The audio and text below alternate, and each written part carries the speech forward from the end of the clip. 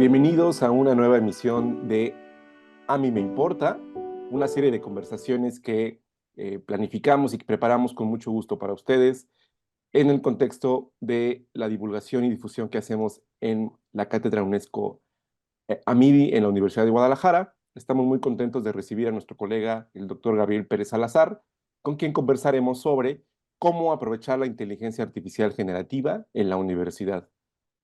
Adelante, Adrián, para presentarnos a nuestro invitado. Muchas gracias, Manuel. Muchas gracias a la audiencia que nos acompaña el día de hoy. Gabriel Pérez Salazar, nuestro invitado, es doctor en Ciencias Políticas y Sociales por la Universidad Nacional Autónoma de México, más conocida como UNAM. Ha sido profesor en esa universidad, también en la Universidad Autónoma de la Ciudad de México, y desde 2010 es catedrático de tiempo completo en la Universidad Autónoma de Coahuila.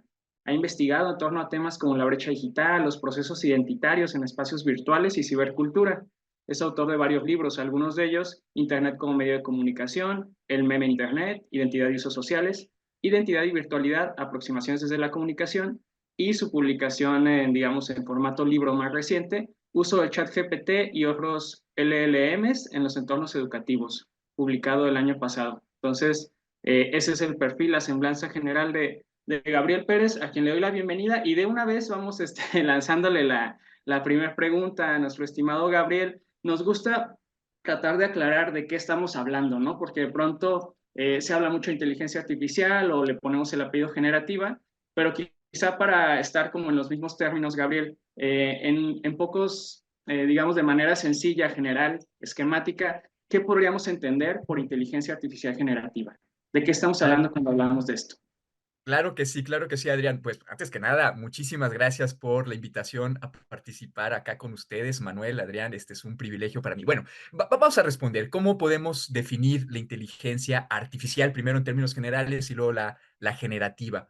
Se habla de un conjunto de dispositivos que pueden ser tanto computadoras, servidores, redes, conexiones, como programas, software que permite entonces una generación relativamente autónoma de conexiones, de una red de conexiones, a la cual en la jerga se le llama conocimiento, a partir de un entrenamiento, un proceso de entrenamiento enfrentado a un corpus.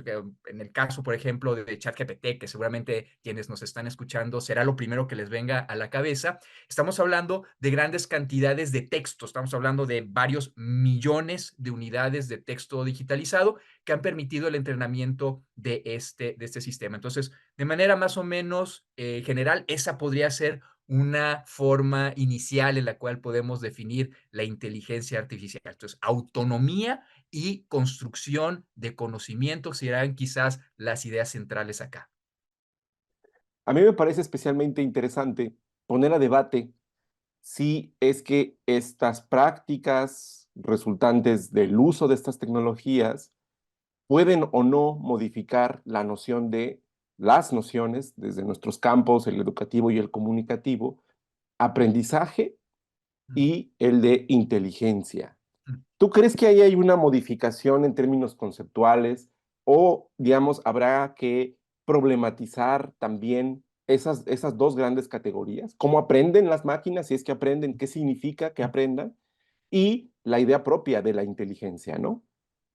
Claro, aquí me parece que estamos ante una extensión semántica, es decir, hay una serie de términos, estos dos que acabas de mencionar concretamente, Manuel, el aprendizaje y la inteligencia, que la humanidad ha llevado a cabo, pues, desde que existimos como especie. El asunto está en que hemos construido, como un poco como Gepetto en esta metáfora de la construcción de una ente semejante a nosotros, hemos construido dispositivos capaces de algunos procesos que se asemejan a lo que nosotros llamamos inteligencia y que se parecen a lo que nosotros llamamos aprendizaje, cuando en realidad ocurre de manera muy diferente a lo que realizamos los seres humanos. Hay mil definiciones sobre inteligencia, hay muchísimas maneras de entender este concepto, uno de los cuales, algunas de las definiciones, se centran en la capacidad para resolver problemas. es más o menos inteligente en la medida en la que se puede uno resolver alguna situación determinada. Y es precisamente esa concepción la que se emplea para aplicarla a estos sistemas de inteligencia artificial. Es decir, son dispositivos que resuelven situaciones muy concretas, problemas muy concretos. Por ejemplo, nuevamente en caso del ChatGPT y los otros sistemas parecidos a esto, genera textos, genera oraciones que tengan sentido y que permitan entonces una interacción con los seres humanos. Y ese es el problema que están resolviendo. Otros sistemas generativos tienen que ver con la capacidad de dar lugar a imágenes y entonces uno escribe una instrucción, estas instrucciones que se conocen como prompts, y a partir de eso el sistema genera una imagen. Y ese es el problema que están resolviendo. Hay muchos otros sistemas de inteligencia artificial que resuelven otros problemas. Por ejemplo, el reconocimiento de patrones que pueden ser de imagen en el diagnóstico médico, por ejemplo, en sistemas que permiten la detección temprana de algunas formas de cáncer, o patrones de voz que permiten entonces que cuando decimos, oye Alexa, ponme esta canción, Alexa me entienda. En realidad está procesando una serie de estímulos acústicos y ha aprendido que esa serie de estímulos acústicos llevan a una acción concreta. Entonces, lo que tenemos acá, Manuel, es precisamente una extensión de esos conceptos hacia acciones que ahora son capaces de realizar estos sistemas de manera más o menos, que empiezan a ser más o menos eficaces y dar un resultado que nos satisfaga de alguna manera. Muchas gracias por esa respuesta, Gabriel. Sí, ciertamente me da la impresión de que se trata de algo que se ha ido colocando paulatinamente y que también tiene un fuerte componente, eh, como no podría ser de otra manera, empresarial, ¿no? Y el discurso, digamos, retoma ciertas categorías que podrían también, este, pues, problematizar la propia práctica, ¿no? De lo que significa aprender y resolver problemas, por ejemplo. Entonces, desde esa perspectiva, siento que son visiones que desde nuestras ópticas más ubicadas en las ciencias sociales, sí son importantes que las estemos problematizando. Incluso escuchándote pensaba, si acaso no sería con el paso del tiempo y con la presencia y el impulso, posicionamiento de otras disciplinas, más de corte cultural, de ciencias sociales, hablar de, por ejemplo, aprendizaje no humano, que ya se está comenzando a hacer también, o inteligencias no humanas, ¿no?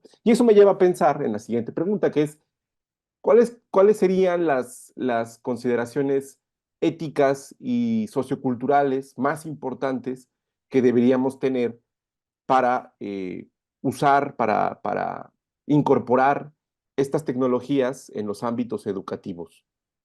Claro que sí, Manuel. Si me permites, voy a empezar por lo segundo, es decir, por lo sociocultural, para después pasar a lo ético.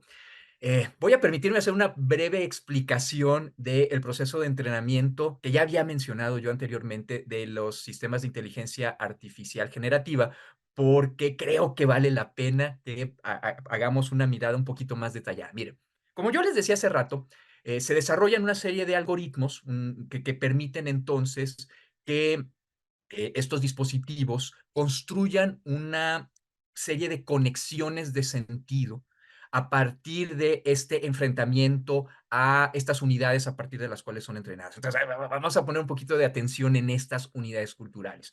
Como yo les decía, en el caso concretamente de los llamados LLMs, los Large Language Models, que son ChatGPT y ahora Gemini, etcétera, etcétera, estamos hablando de unidades de texto digitalizado. ¿Okay? Entonces, estas unidades de texto digitalizado, primero tendremos que pensar en lo siguiente.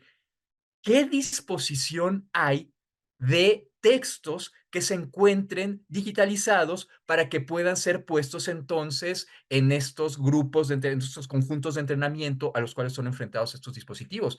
Y aquí hay una consideración muy interesante, es decir, de toda la generación cultural humana en términos de textos, literatura, obras, etcétera, etcétera, pues no todo está digital.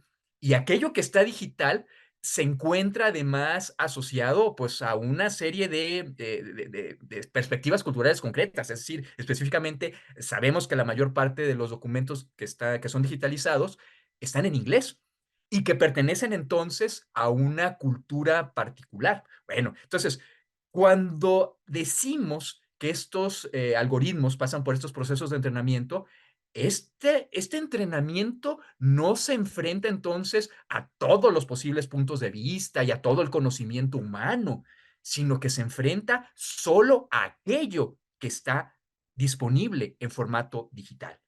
Igual ya aquí nos habla de algunos sesgos interesantes.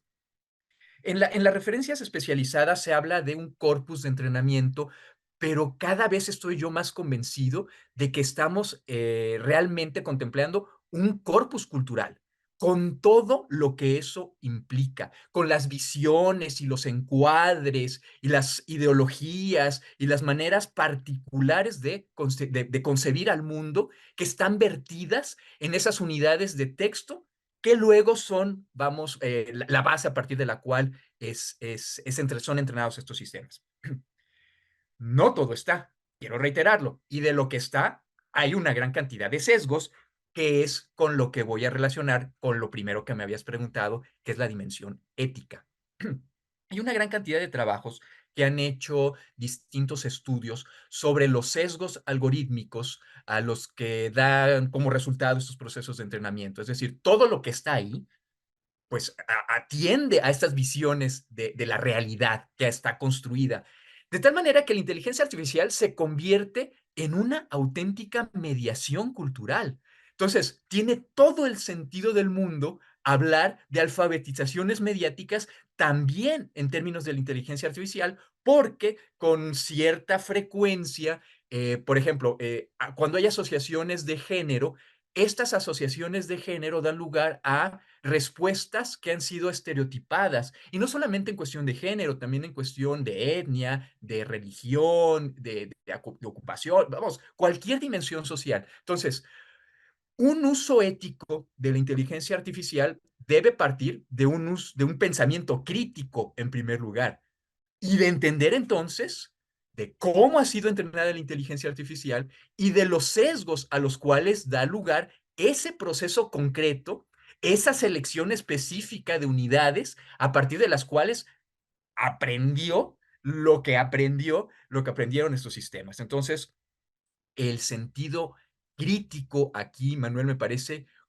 fundamental que lo tengamos muy presente, no solamente por los sesgos, sino por otro fenómeno al cual da lugar la inteligencia artificial generativa, que son las llamadas alucinaciones.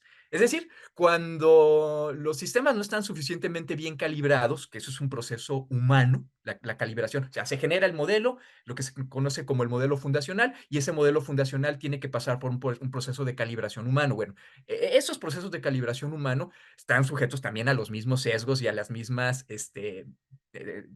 formas en las cuales la cultura influye. Bueno, cuando estos procesos de calibración no han sido suficientemente depurados, cuidados, en fin, por las organizaciones a las que están dando lugar a estos dispositivos, se generan respuestas o salidas que inventan estos sistemas. Es decir, trata de conectar, porque el algoritmo así está diseñado, lo que sea que tenga de información sobre algún tema en particular, y aunque no sea cierto, y aunque no sea correcto, y aunque no corresponda con la realidad, pues lo genera y entonces da lugar a salidas en las cuales pues inventa pues lo que llamamos las alucinaciones. Entonces la capacidad crítica se convierte en una habilidad y en una competencia que siempre ha sido muy importante, pero ahora particularmente porque los seres humanos tendemos a creer lo que generan estos sistemas por toda la influencia de los medios de comunicación que han construido un imaginario social en términos de la inteligencia artificial, y entonces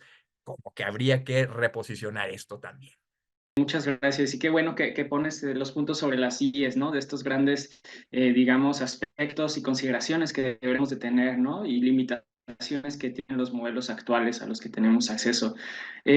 Nos gusta también, y un poco el espíritu de esta sesión, de esta charla, es que podamos aterrizar estas grandes ideas e irnos un poco a lo práctico. Y antes de pasar a, bueno, pues, ¿qué podemos hacer con esto, no? Ya pensamos algunas de sus dimensiones. Respecto a estas consideraciones que mencionas, como son los sesgos o las alucinaciones, ¿qué medidas muy concretas podríamos estar tomando ya como acciones específicas para mitigar o para tener en consideración este tipo de limitantes y de consideraciones éticas? Claro que sí, Adrián. Bueno, debo decir que los procesos de calibración, estos ajustes hechos por seres humanos a los modelos fundacionales, sí están respondiendo a los primeros señalamientos.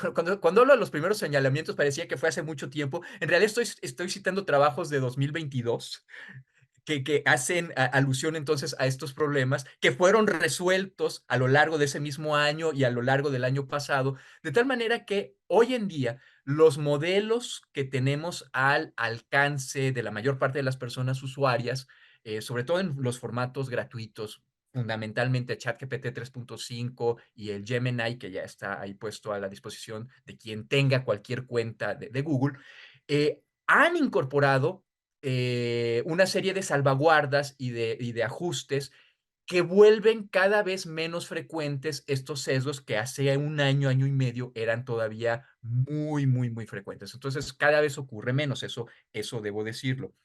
Sin embargo, este, el punto está en este sentido crítico del cual yo hablaba.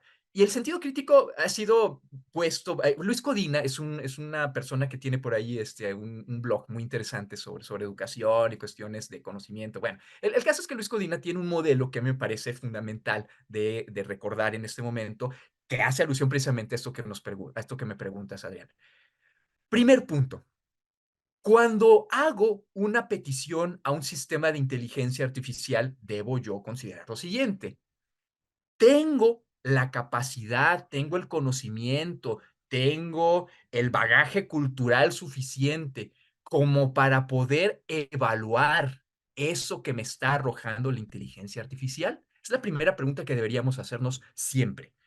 Si la respuesta es sí, muy bien, perfecto. Entonces puedo entrar en un proceso constructivo en el cual me apoyo en aquello que me ha arrojado la inteligencia artificial para que yo lo valide, para que yo lo sustente, yo humano, que yo lo sustente, que yo busque las referencias, que yo contraste posiblemente algunas otras fuentes, que me permitan entonces ampliar y profundizar aquello que me está arrojando la inteligencia artificial. Sí, y solo si yo tengo esa capacidad inicial, si yo tengo ese conocimiento inicial. Pero pensemos, por ejemplo, en, no sé, cualquiera de nuestros estudiantes de nivel licenciatura que les encargan una tarea. A ver, investigate qué es tal teoría, la que sea, no importa. Y entonces van al chat GPT y dicen, dime cuál es la esencia, cuáles son los puntos principales de tal teoría. Y pum, el chat GPT le arroja algo. Si es una teoría sobre la que hay mucha información en este corpus y hubo muchos textos, muchas unidades textuales, lo más probable es que arroje algo que sea más o menos cercano a lo que realmente corresponde con esa perspectiva teórica, por dar un ejemplo. Pero si no, si es algo más o menos emergente o más o menos reciente, ahí es donde empiezan los problemas. Y si esta persona, si este chico, chica que hizo esta investigación, esta petición, no tiene el trasfondo cultural, no tiene el antecedente, no tiene la lectura previa para poder validar eso que le está arrojando la inteligencia artificial, pues se va a quedar con eso.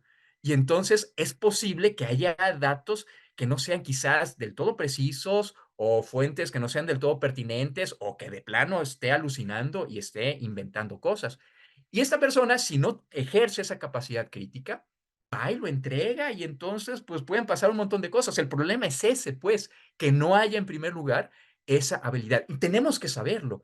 Tenemos que saber, en principio, que lo que nos arroja la inteligencia artificial puede no ser cierto, puede estar sesgado, puede estar desactualizado. Eso tenemos que tenerlo clarísimo antes de empezar a utilizar estos sistemas.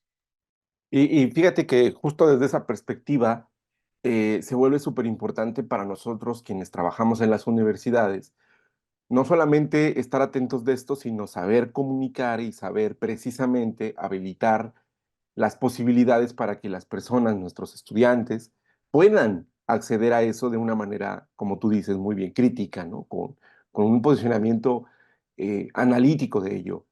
Entonces, y sabiendo también tu experiencia y todo el trabajo que haces y que compartes en redes y en otros espacios sobre los usos, nos gustaría preguntarte cuáles han sido hasta el momento para ti y cuáles crees que serían las principales aplicaciones de estas tecnologías para el trabajo docente, para los profesores en la universidad o en otros ámbitos educativos. Claro, claro que sí. Bueno, si pensamos desde el punto de vista de del personal docente, eh, usualmente contamos ya con una experiencia que sí nos permite entonces darnos cuenta si lo que la inteligencia artificial nos está arrojando es lo más pertinente, es lo más preciso, es lo más claro, es lo más actual. O sea, en principio sí tendríamos, por lo general, esta habilidad. Entonces, digamos que estamos renovando nuestras materias. Tengo ya 10 años dando teorías de sistemas y quiero darle una refrescada a mis ejercicios, por ejemplo. Puedo recurrir entonces a la inteligencia artificial y plantearle, a ver, yo tengo en esta sesión este objetivo de aprendizaje. Te pido que me hagas sugerencias sobre distintas dinámicas que me permitan trabajar esto con mis estudiantes. ¡Pum! Me lo arroja. Y entonces puede ser que haya algo que a mí no se me había ocurrido antes, alguna práctica, alguna reflexión que yo no había pensado.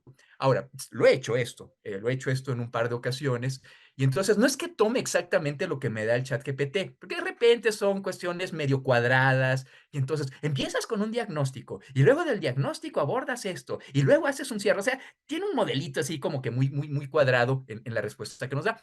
Pero de repente, en estas salidas, sobre todo si le pedimos que lo regenere, y que lo regenere, y que lo regenere, por ahí de la segunda o la tercera iteración, empiezan a surgir cosas interesantes y es, ay, mira, está conectando este aspecto con este asunto de la realidad social que a mí no se me había ocurrido. Y wow, ahí ya me ayudó a renovar mi clase, a hacer un nuevo ejercicio, a plantear una nueva dinámica. Entonces, ese es un uso muy común.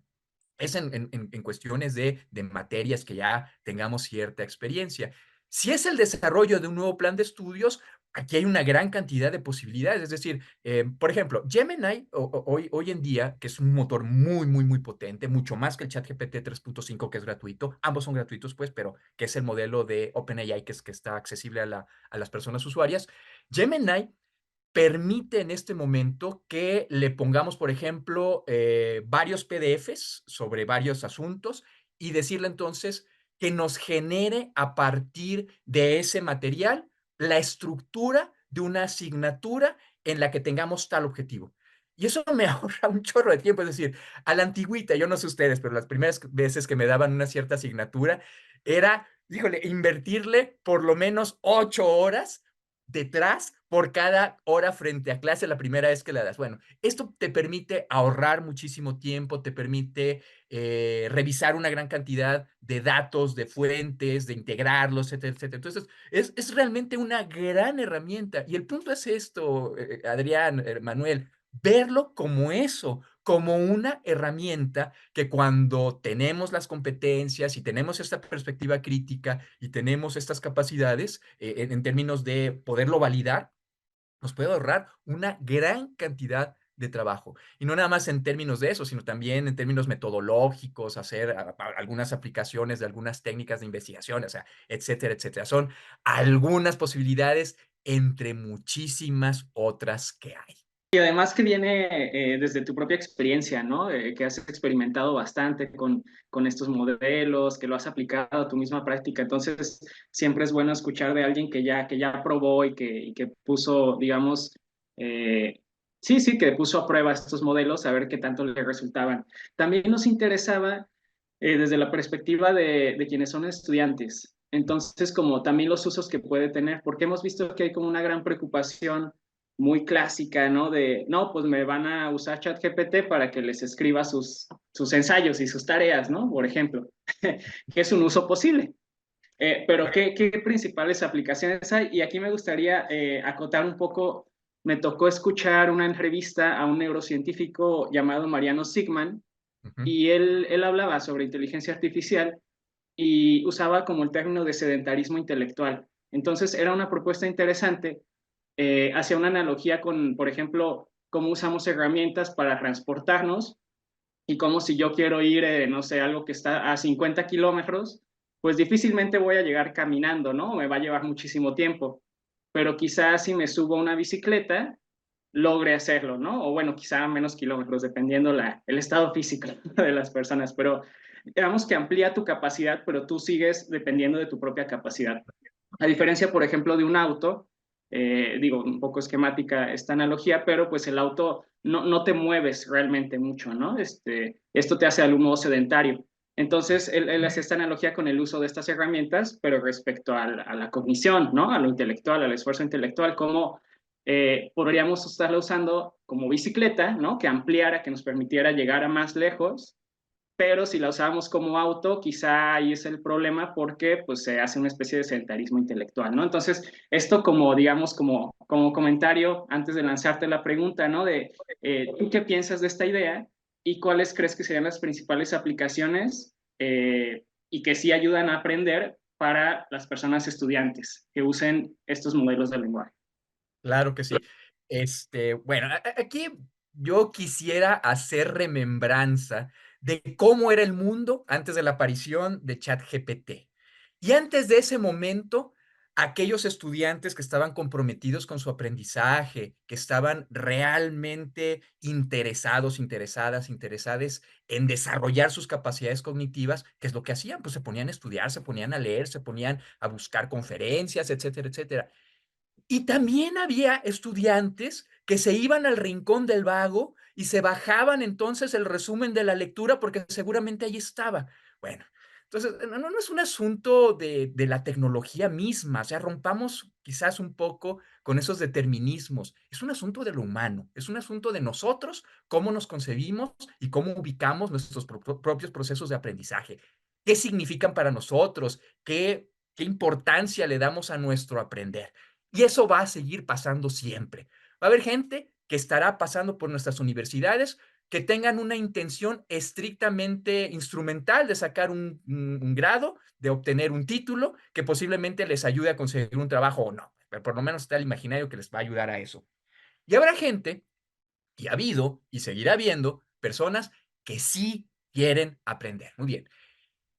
Está la bicicleta y está el automóvil. El que quiera tomar la bicicleta o incluso el que se lo quiera aventar a pie, se lo va a aventar a pie o en bicicleta. Y el que quiera subirse al automóvil, se va a subir al automóvil. Y no hay nada que podamos hacer nosotros desde el punto de vista de los docentes. En todo caso, lo que pudiéramos hacer es una reflexión sobre cómo estamos evaluando a nuestros estudiantes, qué tipo de trabajos estamos llevando a cabo, qué les estamos pidiendo y si es alguna práctica, alguna composición que es fácilmente realizable con la inteligencia artificial, quizás valdría la pena, no sé, que repensemos en nuestras estrategias de evaluación y en nuestras estrategias docentes y cómo estamos encuadrando nuestro trabajo. Pero ese es asunto de nosotros, no de nuestros estudiantes. Y para eso nosotros debemos entonces echarle un poco de coco en términos de esto. Eso por un lado. Por el otro, cuando se tiene la motivación, el interés de realmente aprender, de realmente mejorar nuestro desempeño, de apoyar nuestro conocimiento, pues es una enorme herramienta, incluso para cuestiones sumamente básicas. A ver, venimos saliendo de un periodo de pandemia. Tenemos generaciones de estudiantes de bachillerato que pasaron totalmente a distancia toda la prepa o buena parte de la prepa, sobre todo aquí en Coahuila, que la prepa es de 2 años. Bueno, hay generaciones completas que estuvieron a distancia esos 2 años. ¿Qué pasó entonces en términos de muchas de las habilidades de lectoescritura? Pues se vieron seriamente afectadas, y lo cual no es una tendencia nueva, eso ya lo veníamos viendo desde hace mucho. A lo que quiero llegar es a esto, es a lo siguiente. El sistema educativo mexicano, por la razón que sea, y no me voy a meter en política, por la razón que haya sido, en el pasado, en el presente y en el presente, ha permitido la llegada de una gran cantidad, no es poca cosa, una gran cantidad de estudiantes que tienen competencias de lectoescritura muy, muy, muy limitadas. Son muchos de nuestros estudiantes que nos llegan a la universidad casi analfabetas funcionales. ¿Qué hacer entonces con eso? ¿Qué hacer cuando les pedimos que se enfrenten a una lectura y que luego generen posiblemente un ensayo, una reflexión a partir de eso? Pues hay una gran cantidad de limitaciones. Ahí, concretamente, la inteligencia artificial puede ser de gran utilidad. Y permítanme hacer este comparativo. ¿Se acuerdan cuando estábamos en la primaria, quizás en la secundaria, que llevamos una serie de clases de matemáticas, de aritmética básica, y que nos enseñaron entonces a sumar, restar, multiplicar y dividir? Y cuando ya teníamos competencia para hacer eso, nos dijeron, ok, ahora sí puedes usar calculadora. Estoy seguro que a partir del momento en el que nos dijeron que podíamos usar calculadora, muy pocos regresaron a volverlo a hacer en papel o a mano. ¿Por qué? Porque ya teníamos el conocimiento, ya teníamos la estructura y teníamos ya la herramienta. A mí me parece que en términos de estas competencias básicas de lectoescritura, la inteligencia artificial puede ser de enorme utilidad para nuestros estudiantes. Por ejemplo, hacen una composición, hacen una redacción y se van a una de estas herramientas y le dicen, por favor, revisa la ortografía y la redacción del siguiente fragmento. Necesito que si haces algún cambio, me expliques por qué lo estás haciendo. El fragmento es el siguiente, pum, y pones el fragmento. De esta manera no solo te corrige redacción y ortografía, te enseña además y te dice, mira, tales palabras están mal acentuadas y te recuerdo entonces que la regla de acentuación es tal y tal y tal. Aquí tenías una mala conjugación gramatical, aquí los tiempos no eran congruentes, etcétera, etcétera. Es decir, no es solo que te resuelva el problema, sino que además, sobre la marcha, vas aprendiendo y en la medida en la que vayas siguiendo este mismo prompt, uno va aprendiendo entonces a cómo mejorar su propia redacción y ortografía. Y eso es un detalle nada más. Ahora, ¿qué pasa en la realidad? Yo les digo a mis estudiantes en clase, en mis clases, en mi salón, está permitido usar la inteligencia artificial. Solo díganme cómo la están usando. Y les tengo ahí una pequeña tablita en la que me dicen, a ver, yo lo usé para tal cosa, yo sí integré esto, tal. Bueno, no más dime, sé transparente, sé honesto. Y luego doy un salto y no es nada más que esté permitido. Por favor, úsenla. Por favor, entréguenme sus trabajos en los que los hayan pasado por la inteligencia artificial para que por lo menos les corrija redacción y ortografía. Por el amor de Dios, háganlo. Tengan piedad de su pobre profesor que le está revisando estos trabajos. Entonces, ha pasado algo muy curioso. Yo no sé de las personas que nos estén escuchando en este momento cuál sea su propia experiencia, si son docentes, pero me siguen entregando trabajos con problemas de redacción y ortografía y uno dice, pero ¿cómo es posible? Es decir, ahí está, hay internet en la universidad, ahí se pueden conectar, ahí lo pueden hacer, no les cuesta ni 3 centavos y se tardan o sea, se tardarían 2 minutos y como sea no lo hacen. ¿Qué está ocurriendo? Entonces aquí es una reflexión que nos podría llevar a algunos derroteros muy interesantes sobre qué está pasando cuando teniendo la herramienta no veo que le estén utilizando. Y entonces esos temores de que, ay, sí, lo van a hacer y lo van a aplicar, híjole, no estoy tan seguro que pudiendo hacerlo, realmente lo estén haciendo algunos de nuestros estudiantes en las aulas. Fíjate que estos problemas que planteas, estas dificultades operativas y de apropiación, ciertamente hace que nos preguntemos cosas sobre múltiples dimensiones, ¿no? Esto que apuntabas muy bien sobre lo pedagógico y el papel de los docentes y la relación con nuestros estudiantes, la manera en la que se relacionan con las tecnologías, no solo esta, que digamos es la que está en boga, todas las tecnologías, ¿no? El propio Internet como categoría, pues dan para muchas posibilidades, ¿no? Esto me hace pensar en si acaso habría que también que voltear la mirada y preguntarnos sobre cuáles y cómo están siendo y podrían ser las posiciones institucionales, porque me da la impresión también que muchas de estas cosas pasan o bien por la incapacidad, o por el no interés, o por el alejamiento, o por incluso el desdén, temor de posiciones institucionales que van desde el nivel más básico hasta al más jerárquico, en el que se deciden cosas, ¿no? En términos, por ejemplo, de la prohibición o de cómo se comunica. Y en ese sentido, en este marco, me gustaría preguntarte esa reflexión, pero Ujú. vista desde dos perspectivas. La primera es, ¿cuál crees tú que debería o podría ser, o hacia dónde apuntaría una posición institucional que reconozca estas problemáticas y atienda estas problemáticas que nos acabas de contar, tanto en profesores, estudiantes, en la complejidad del proceso formativo? Eso por una parte, en términos de cómo la universidad, las escuelas se posicionen frente a esto, porque además está como paréntesis el gran problema que tiene que ver también con algunos de los asuntos que nos mencionabas, no solo de los sesgos, sino también de el asunto del trabajo creativo y de cómo se utiliza el trabajo creativo de otras personas para, pues, en muchas ocasiones también ser vendido, ¿no? Entonces, lo institucional por una parte, y por otra parte, ¿qué piensas tú de lo medioambiental? Porque me parece también están documentándose cada vez más y que eso también proviene de una postura crítica que no es exclusiva de estas tecnologías, de los efectos medioambientales que tiene este uso, no solamente acrítico en términos culturales o educativos, sino también en términos físicos, en términos del uso de recursos, ¿no? De la energía que se consume, del agua, o sea, que son problemáticas que ciertamente están, digamos, agregando elementos a un cóctel complejo, al mismo tiempo desafiante y creo apasionante para quien nos interesa, eh, pero que está todo por verse, me parece, ¿no? ¿Tú cómo lo ves, Gabriel? Claro que sí, Manuel. Mira, bueno, vamos a hablar primero de lo institucional. Yo creo que en tu misma pregunta está ya la respuesta, Manuel, es decir, el reconocimiento. Escuché por ahí una noticia de cierta universidad de nuestro país, por ahí en el centro de México, no quiero decir cuál, que prohibió terminantemente a sus profesores y estudiantes está en estas direcciones prohibidas, en estas direcciones IP prohibidas dentro de esta institución. Esa me parece que es una estrategia, la estrategia de la avestruz que esconde la cabeza en la arena. Y todos sabemos a dónde nos lleva eso. Es decir, es una realidad, forma parte de nuestro contexto actual.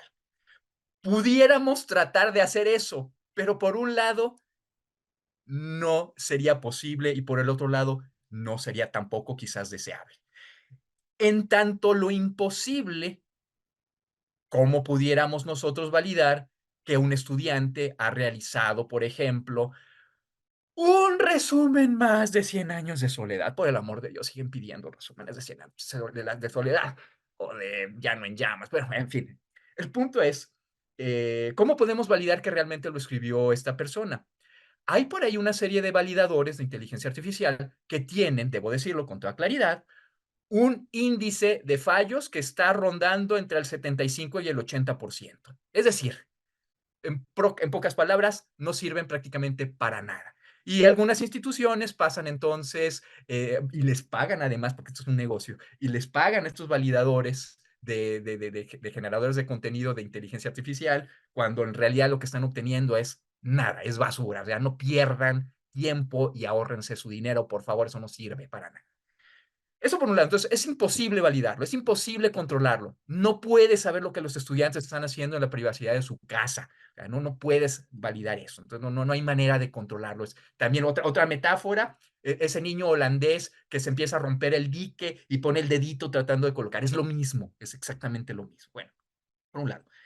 Y decía yo que tampoco sería del todo deseable porque la realidad es que cuando se saben utilizar estas herramientas y cuando se desarrollan las competencias para usarlas de manera responsable, ética y crítica, te dan un plus tremendo. Es decir, uno empieza a resolver una serie de problemas en mucho menos tiempo y uno se vuelve realmente más eficaz en la generación de lo que sea que estés generando y de veras, sí ayuda cuando lo has encuadrado de esa manera, como una herramienta, como algo que te ayuda. Entonces, si pretendes vetar, si pretendes aislar mantener un estado de pureza en tus estudiantes, lo único que estás haciendo es retrasando el desarrollo de esas competencias. Lo que hay que hacer es, supongo, sugiero, me parece, lo que se hace en términos de todas las competencias que nos requieren las habilidades profesionales.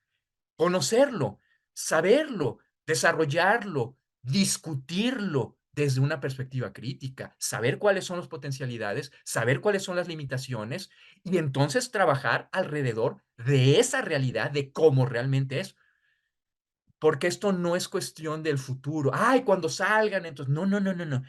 Ya ahorita, en este momento, una gran cantidad de organizaciones están pidiendo a nuestros egresados, egresades, que tengan esta habilidad, que sepan hacer muy buenos prompts. Se convierte entonces en una necesidad que les va a permitir competir y colocarse entonces en estos puestos. Ya ahorita, no es cuestión del futuro. En este momento ya hay una integración de estos dispositivos y estas herramientas en una gran cantidad de organizaciones de todo tipo. Algunas que contratan a nuestros egresados de ciencias sociales y de todas las áreas. Entonces, ahí es todo un asunto. Y luego, la segunda parte de tu pregunta, Manuel, lo que tiene que ver con lo medioambiental. Hay una metáfora que prácticamente todos usamos sin darnos cuenta de lo que implica, que es la nube.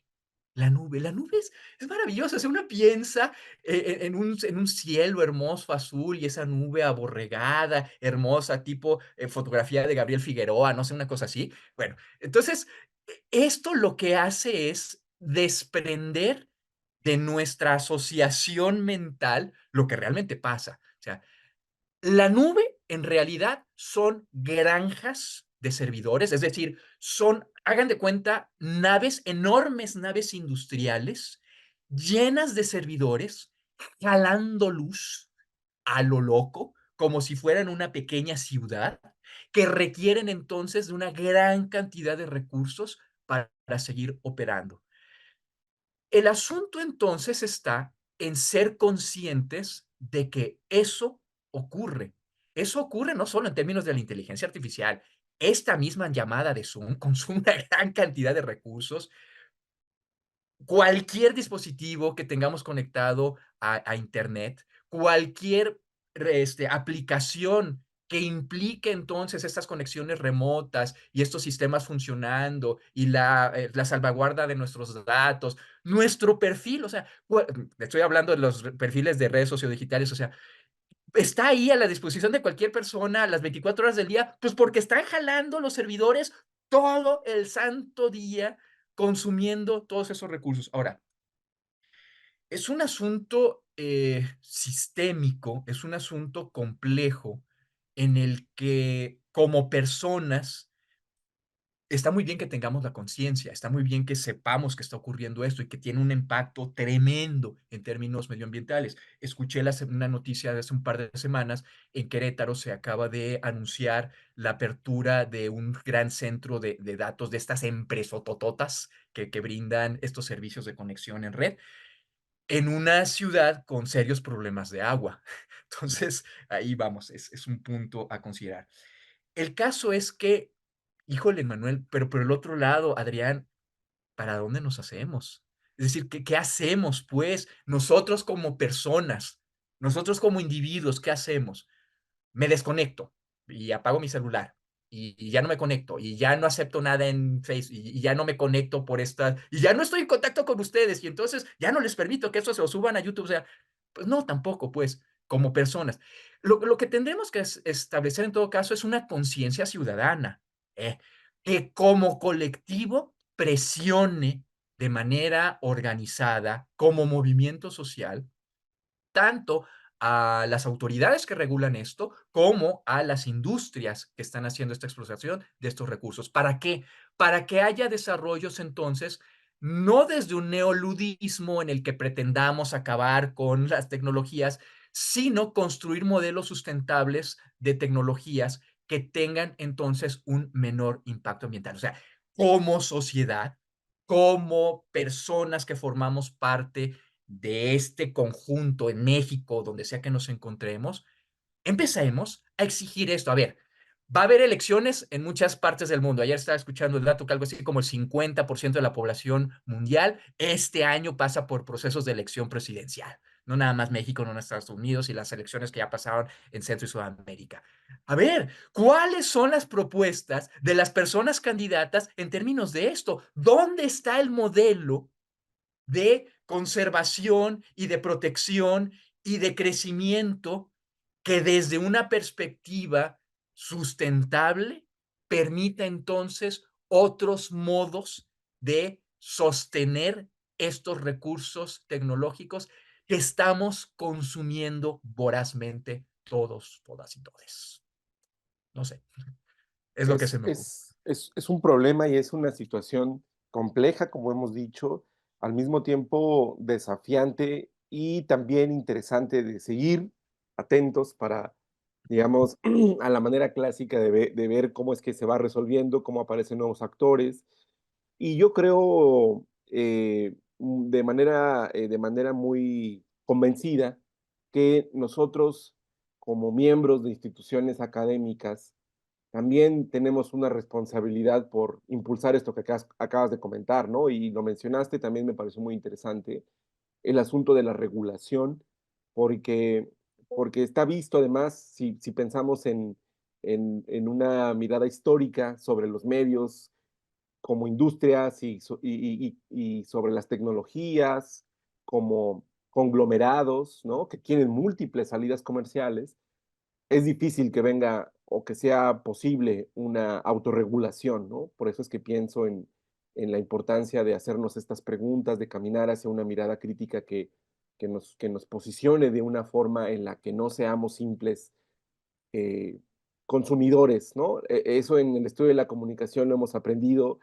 ya de hace mucho tiempo, ¿no?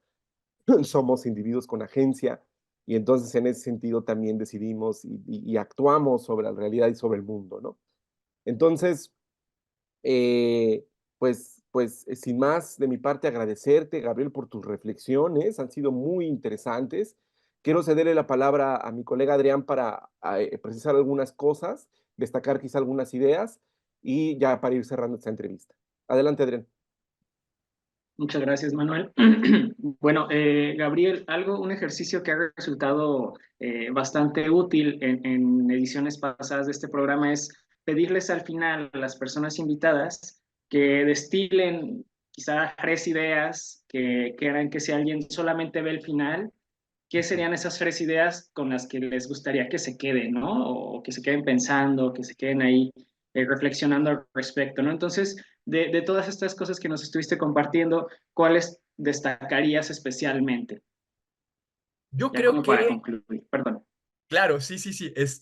Yo creo que la idea central sería, número uno, conocer en la medida de lo posible, tan profundamente como sea posible también, en tanto nuestras capacidades y nuestros intereses y también nuestro tiempo nos lo permita, de qué se trata, cómo funciona, qué es este monstruo al cual estamos enfrentando, por un lado. Eso nos puede dar también mayores herramientas en términos de, ok, ¿cuáles son entonces sus auténticas potencialidades y cuáles son sus limitaciones?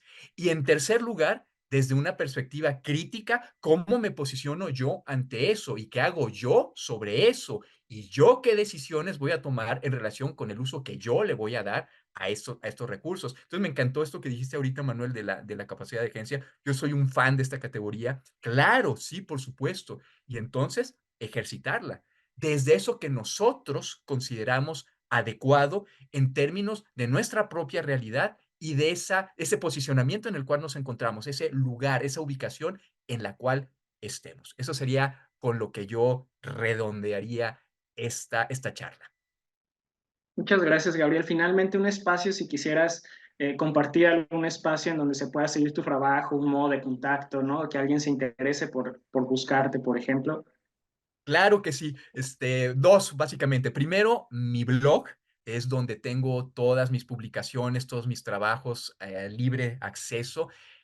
Ahí va. Gabriel Pérez Salazar, todo en minúsculas, todo junto. Gabriel Pérez Salazar.wordpress.com. gabrielperezsalazar.wordpress.com. Lo vuelvo a decir, gabrielperezsalazar.wordpress.com. Y la semana pasada, Facebook acaba de realizar un cambio en las configuraciones de las cuentas y ahora resulta que mi cuenta es pública, abierta y profesional. De tal manera que cualquier persona que quiera buscarme en esta plataforma puede seguirme ahí. Tengo dos perfiles, uno muy académico, donde voy compartiendo estas reflexiones, y otro más personal, donde además se pueden enterar de qué me gusta comer y cómo van mis mascotas y mis plantitas, etcétera, etcétera. Entonces, ahí me pueden buscar, ahí en Facebook, en Gabriel Pérez Salazar, tanto en el perfil personal como en el académico. Ahí estoy a las órdenes. Muchas gracias, Gabriel. Gracias por tu tiempo, por tu generosidad para compartir estas reflexiones. Y bueno, muchas gracias a ustedes, a la audiencia, a la comunidad AMIDI que nos sigue. Nos vemos en la próxima.